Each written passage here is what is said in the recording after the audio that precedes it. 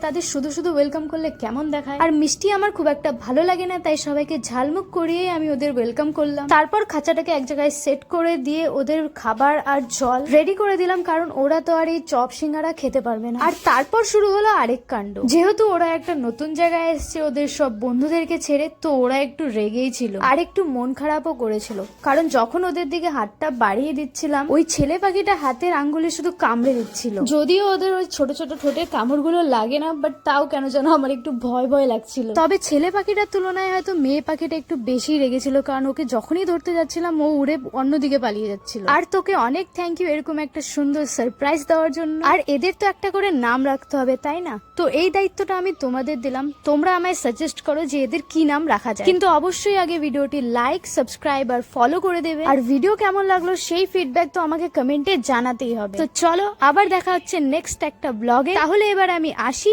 Tata.